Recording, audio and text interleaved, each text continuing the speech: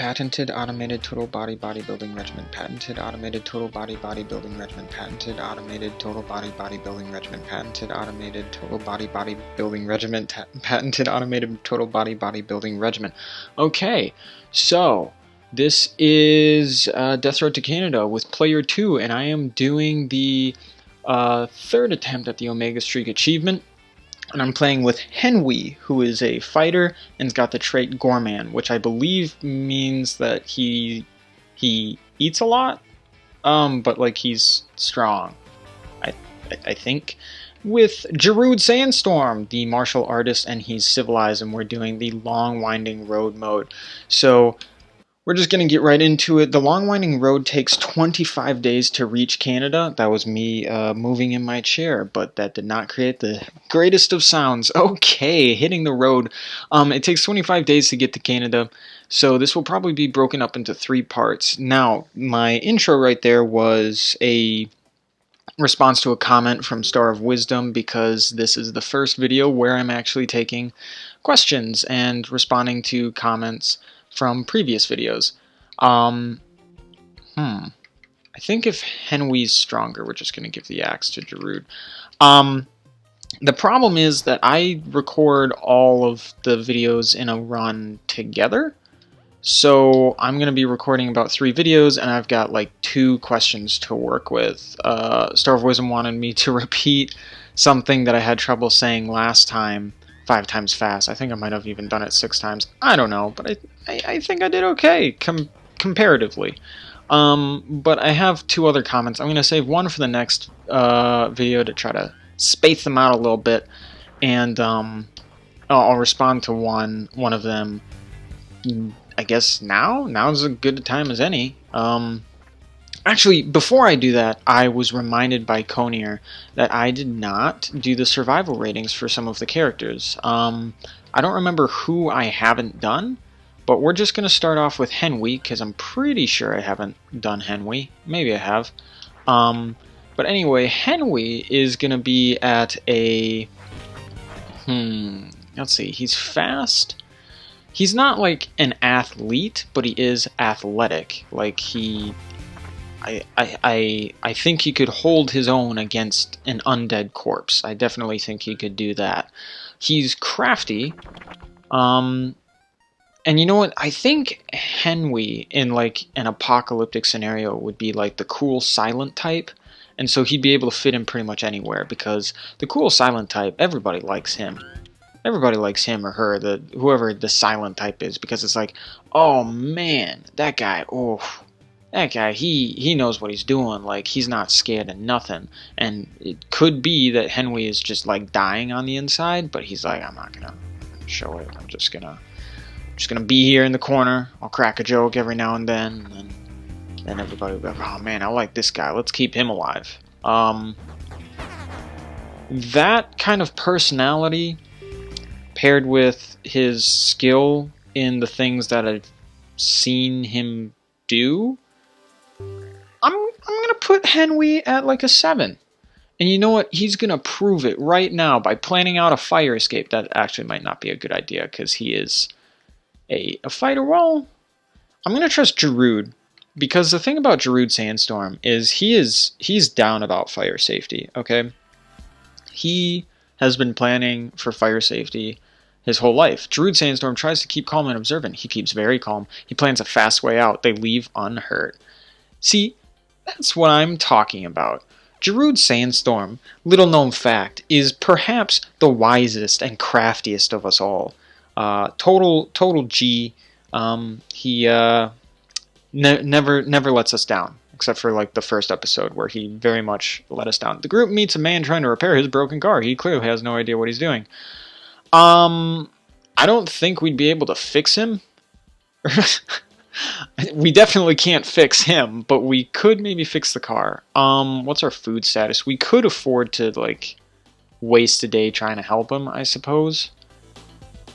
And at least we get to figure out what Jarud's mechanical skill is. Yeah, let's try it. He tries to fix a man's broken car. He takes a day to help fix the man's car. He gives him supplies as a reward. The group eats a decent meal. So Jarud's mechanical is actually good. And it took all day, but like Jarud is actually a decent character to have on the team. I think he's capable. I think, honestly, in an apocalypse, Henry would be one of few people kind of living his best life. You know, there's just some people that, like, once society crumbles, they just can't function. And then there are other people who are like, I was born for this. And I'm not saying Henry's a super chaotic person. He's just, I just get the sense that he'd be okay with it. Like, he'd adapt. He wouldn't be like one of those people like in Walking Dead that just go nuts. He'd just be like, I mean, this is life now. No point worrying about it. Like, no big deal. I killed 10 zombies yesterday and a little girl because she tried stealing my Snickers. Don't worry about it. Survival of the fittest, and she wasn't. Let me tell you something, she wasn't the fittest. So, yeah, she's gone now. That's how Henry talks, by the way. Just a total child murderer. Totally chill about it. That house was great, wasn't it? Let's move on to Connor. No, we'll save Connor. We'll save Connor. It's an old-fashioned love tester machine. Will this reveal hidden truths about Henry? Henry, use love tester. Henry's love tester rating, handsome lad. Henry feels oddly flattered by this. The love tester makes a terrible grinding noise. Something in it must have broken. Is my morale all the way up? Is that... Yep, it is. Should have had Giroud. Well, maybe we can have Giroud try. It's an old-fashioned love tester machine. Will this... Yeah, let's try it. I feel like he's going to be sad, though. Giroud Sandstorm's love tester rating. Icy Wiener. It was worth a shot. Giroud Sandstorm laughs us off, but a part of him dies this day. Oh, Giroud, I'm sorry. Alright, now's a good time to talk about who was in the last couple of runs that I just didn't mention. Justin? Did I talk about Justin? I don't think I did. I know he wasn't... Well, okay, let's just go backwards here. Ruffalo and Ratch were in the last one, so here's what we can say about them. Ratch, so here's the thing about Rachel. She is actually very competent when it comes to outdoors and camping, and I don't know about like straight up like survival skills like you'd get like in Boy Scouts or the military or anything like that. But she definitely knows her way around nature. So I can definitely see her just kind of finding a rural area and just living off the land to some degree. She is also a small person, which means that in terms of like fighting like with zombies, I don't know if she's the best person for that. But I think her small stature is actually more benefit than a detriment, because she can fit into smaller spaces that zombies would maybe have a harder time getting into. So, with that in mind, I don't think I needed the morale. I did not. But we get Henry's medical increased and Sandstorm's fitness increased. Okay, I think Ratch would be able to get away from the zombies thanks to the fact that she can maybe fit into smaller spaces. And maybe stay out of reach of the zombies. The one thing that Rachel really doesn't have going for her is... Ooh. Let's teach medical. Yeah, let's do that. Okay. Semi-painless dentistry. Yeah, the thing about Rachel is that she's loud. So... Oh, no... Don't have food. Oh, is this Bree? Hey, it's Bree. Wow, this is taking me a long time to get through Rachel's survivability. Rachel is loud, and that tends to attract zombies, which is a problem. So I think if she's able to get to the rural area, she's good. If she can't get to it, she dies. So I'm gonna put her at like an average of 5. I think she's fairly competent. but it's all about getting to a place where where she's in her element. Okay, well, having no food is great, but we're gonna recruit Bree. Because this is gonna take a while, I feel like now's as good a time as any to talk about Ruffalo's survivability, right? So Ruffalo, I gotta be honest, I don't know much about Mark. Like, I consider him a close friend, but if you ask me, like, hey, could you tell me about Mark's character and his past, I'd be like, nope, not really. I mean, he's a fairly nice guy. He's intelligent. I say that about like all my friends, but that's the truth. Like most of my friends are quite intelligent. But gee, I don't know. I wouldn't be able to tell you very much. Aside, sure, it can go. Oh man, we are in a tough spot. Henry is bleeding. He's bleeding. Get him, guys. Druid's trying his best. I can see that.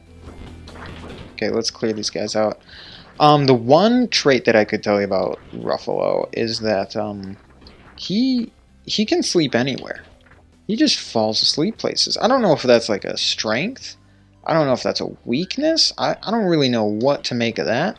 Because, like, think about it. If you could fall asleep anywhere, I mean, on one hand, you're always, you would assume, well rested. But on the other hand, maybe you fall asleep like when you need to stay on watch. And because I just don't know enough about Mark, I'm just gonna have to put him like at a 4. And then I could hear him in my head going, well, that's rude. Alright, I'll bump you up to a 5, Mark. How about that? Yeah, you're totally gonna watch this video. Just because of the lack of knowledge I have surrounding Ruffalo. Yeah, I think that's fair. I can't move the move. Chuck the boxes. Oh my god. It's gonna be like, alright, 1 medical's not bad, alright. Oh, okay. Fire is always a bad idea, but it is Henry, so we kinda need to get fire. I'm nothing if not down for the flavor. That is, I'm not gonna finish the sentence that way. Nope, I'm good. There we go. Light him up, Henry. Light him up. Alright, so we've had Henry at a 7, Ratch at a 5, and Mark we put at a 5 just due to a lack of knowledge. So I think it's fair to go to Brianna, who was in this party and who was in a fairly recent video. Brianna, like Mark, is someone that I wish I knew more about. I don't feel comfortable judging her ability. Here's what I will say. Brianna is fierce. She is a fierce individual. Like, you know how like everybody knows that like one girl who like acts tough and it was like, oh yeah, if I was like in Hunger Games, I'd win because I'm so angry and tough and but like, you know that like if they ever got in a situation where they were in trouble, they would just like die instantly. I've met plenty of girls like that. Brianna is honestly, sincerely someone that I do not want to make actually angry. Like, I don't necessarily think she could like destroy me. I'm just worried about like the process in which she releases her anger. Druid's gonna plan out tomorrow, by the way. I think she's a fairly competent person. Alright, now we'll talk about Connor. Because, why not? Why not? He wanted his rating. So, here's what I'm going to say. Oh my gosh. Here's what I'm going to say. 9 out of 10. I'm not going to give an explanation until the end of the video, alright? End of the video, I'll give some sort of explanation. So, or you know what? No. You know what? I don't want you to just skip to the end just to get Connor's survivability rating. You gotta find it. It's gonna be a hidden gem somewhere in this, but it's 9 out of 10. It's 9 out of 10. You're gonna want to stick around. You're gonna, oh my gosh, you're gonna want to figure out why I gave him such a high score. But it's the truth. I feel like I haven't talked about Justin, but everybody else that's been around, I feel like I've mentioned. The thing about Justin, I'm just going to do it quick just in case I have talked about him. I'm going to put Justin at like an 8 out of 10. And here's why. He is easily one of the smartest people I've ever met, and he's far younger than I. I mean, relatively speaking, I'm not that old, so like, you know, a couple of years younger than me is like far younger. So my point being is that he's got nowhere to go but up. But intelligence alone doesn't you know, keep you alive, right? You could be the smartest person on the planet, but, you know, if you can't move faster than a zombie, you die. Justin, as far as I know, is quite fast, quite agile. He also, growing up in a small town in Wisconsin, is not... The concept of wielding a gun is not foreign to him. It is not, I don't think it's too unfamiliar. I don't know how into like guns and hunting he is, but like I know he has a father and a brother that are really into it, so I'm sure he's picked up a few things here and there. I don't know what like his mechanical skills are, but I cannot stress this enough. Justin is someone that I think you could be like, hey, learn how to do this thing, and Justin would figure out how to do that thing within like a day. Probably won't be the best at it, but I guarantee you he's someone you're gonna want on your team. And as I said, he's young, so he's like a prodigy. He's got nowhere to go but up, and he's already great. So, you know, I think I said 8 out of 10. I'm just going to put him like 10 out of 10. That's not even me trying to feed Justin's ego. I just think Justin would be fine. He lives in a fairly rural area. Even if a bunch of zombies descended upon him, I think he's got the skills and the adaptability to do really well. We're going to do, I guess, group mechanic training just to get...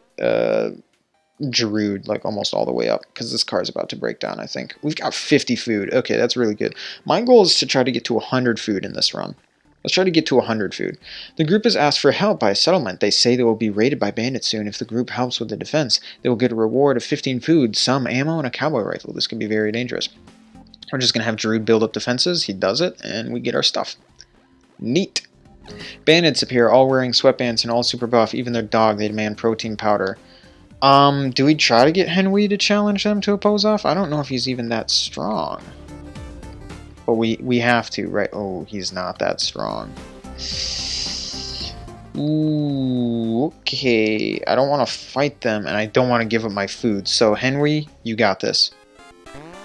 Henry challenges the bandits to a pose-off. He manages to somehow beat the bandits in a bodybuilding competition, both in the flexing segments and the talent segment. The group is let go. Wow. Way to go, Henry. This is A team right here, honestly.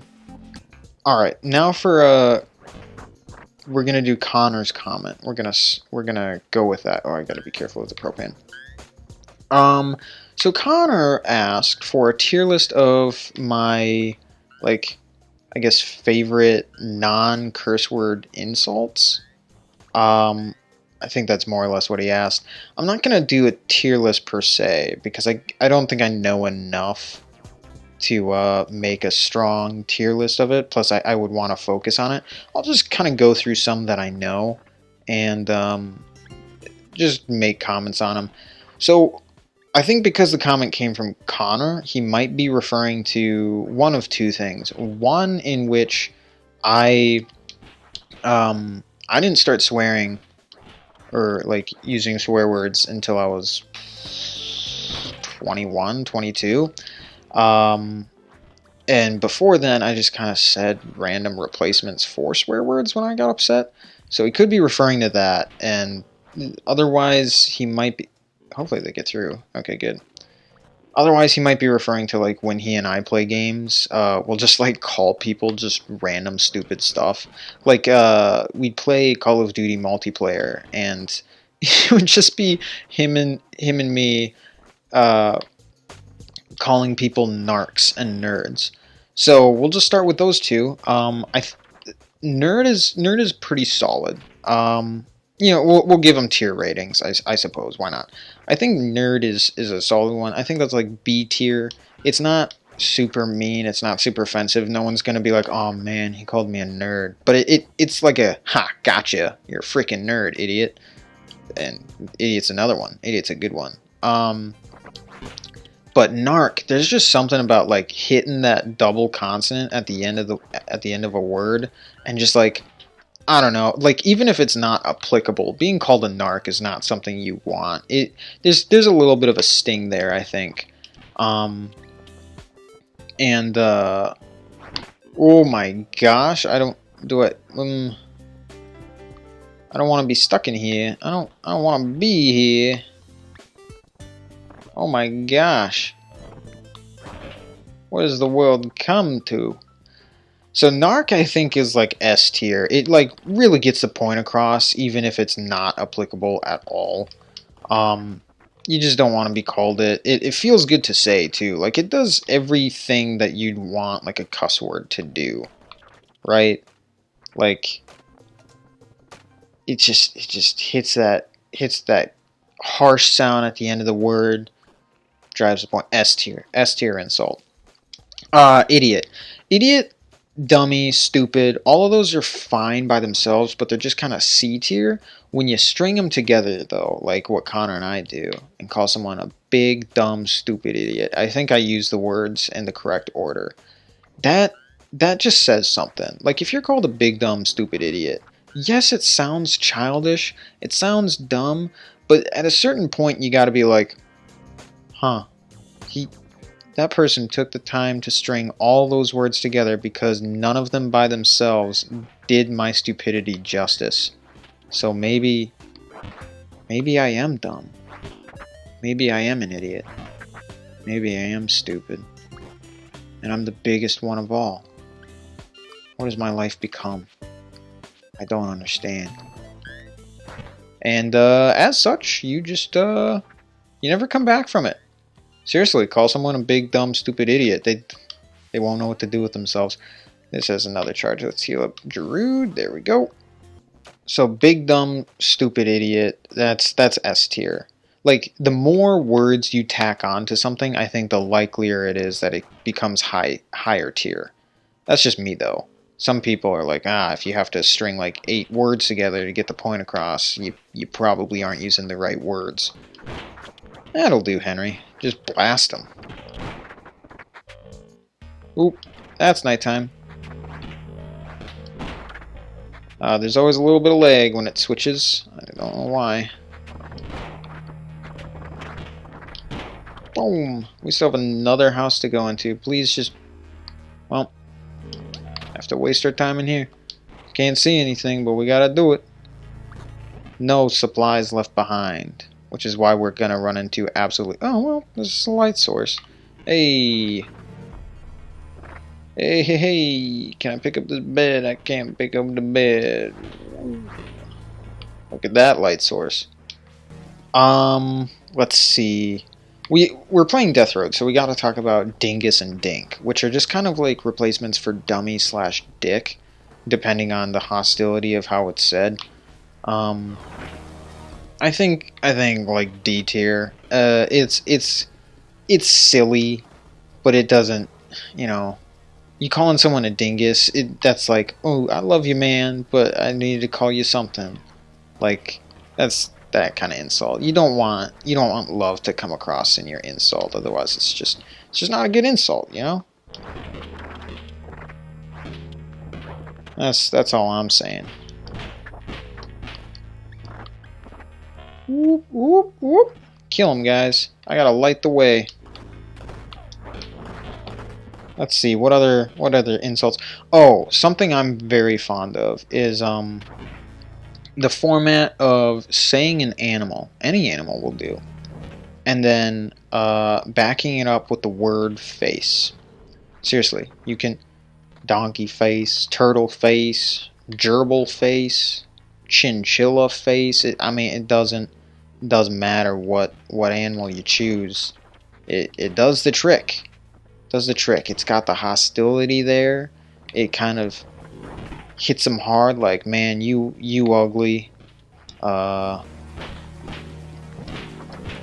like, you're not even ugly in human standards. You're ugly in like animal standards. So can't come back from that. Why, we're gonna die here. My greed. Oh, that bad. All right, we might be able to survive in here. And by might, I mean no. This is real bad. It's maybe we can just survive till morning. Can I lift this? I cannot. Ooh, we are in a bad spot. Oh no. Maybe I just gotta make a run for it. I gotta save some ammo. Guys, you gotta do most of the fighting, I'm just saying. Okay, I gotta make a run for it.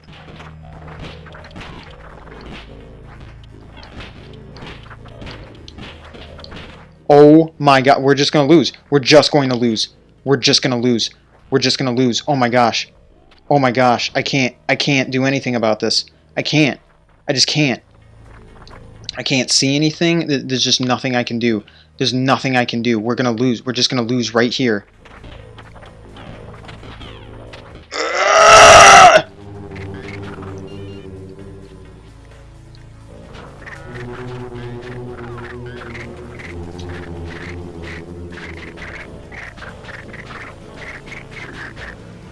So Connor's survivability rating is just gonna be he's a 9 out of 10, and here's why he's a 9 out of 10.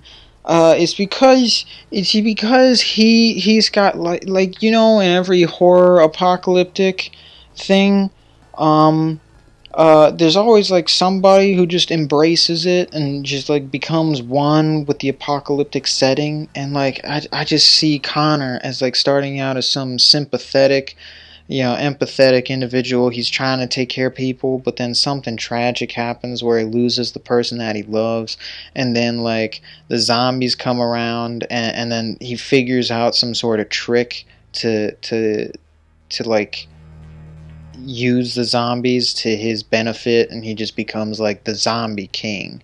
And then unfortunately what always happens with those characters is that they get killed by like the main group of people, but until that point they live pretty good lives, like undisturbed. So I'm going to put him at a 9 out of 10, not a total 10 out of 10, because those people usually almost always get killed at some point, but I think he'd be a good survivor.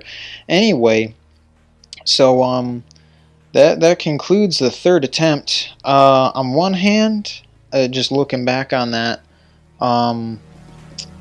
yes, there was a little bit of greed there. I should have just ran back to the car. I had plenty of supplies. Maybe at the very least I should have gone and got a flashlight. That was a ton of zombies. I cannot stress this enough. We were only like on day 4, and that was way too many zombies. The thing is, Long Winding Road doesn't even necessarily have a greater, let's just look at something here. I don't even think it has a greater starting, rate of zombies.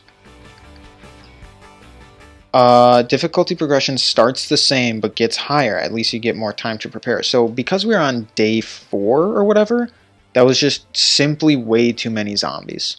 That's the number of zombies you see like day 20. It was absolutely insane. I don't understand why that happened. I don't understand why the game hates me. But good news for you guys is that my next time I play Death Road, I will be streaming it. So I think I'm gonna start it in October. I think that's what I'm gonna do. I'm gonna start Death Road again in October, and I'm gonna try streaming it. Yeah, that, man, Makes me real angry. I I can't get over how many zombies there were. I just, yeah, just all right.